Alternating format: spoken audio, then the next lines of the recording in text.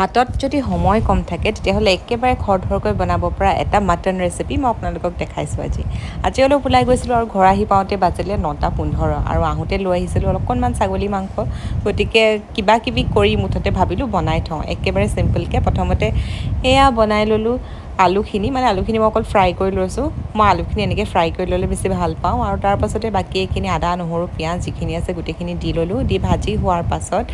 আৰু একেবাৰে শেষত মই দিলোঁ মাংসখিনি আৰু লগতে এয়া বিলাহীও দিবলৈ কিন্তু নাপাহৰিব অৱশ্যে মই মাংসখিনি দিয়াৰ পাছতহে আদাখিনি দিছোঁ দেই আদা আগতে দিয়া নাছিলোঁ আৰু ধুনীয়াকৈ ফ্ৰাই কৰি ল'লোঁ আৰু আজি মছলা দিছোঁ অকল খালি মিট মছলা আৰু মই একোৱেই দিয়া নাই কাৰণ সময় একেবাৰে কম আছে আৰু একেবাৰে খৰধৰকৈ বনাইছোঁ গতিকে আপোনালোকেতো এনেকৈ ওৱান পট মাটন কাৰী ট্ৰাই কৰি চাব পাৰে আৰু ভাতটো লগতে বটাই দিছোঁ কাৰণ এতিয়া একেবাৰে সময়ো নাই আৰু একেবাৰে ইচ্ছাও নাই আৰু বেলেগ কিবা বনাবলৈ আজি বনাম অকল মাংস আৰু ভাত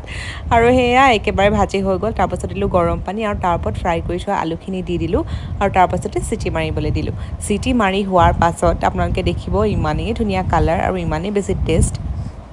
এবাৰ কিন্তু আপোনালোকে ট্ৰাই কৰি চাব দেই বহুত বেছি ধুনীয়া হৈছিলে আৰু সময় যদি এনেকৈ কম হয় বা আলহীও যদি কেতিয়াবা আহে আপোনালোকে বনাই খুৱাব পাৰে বাৰু কেনেকুৱা লাগিছে জনাবলৈ নাপাহৰিব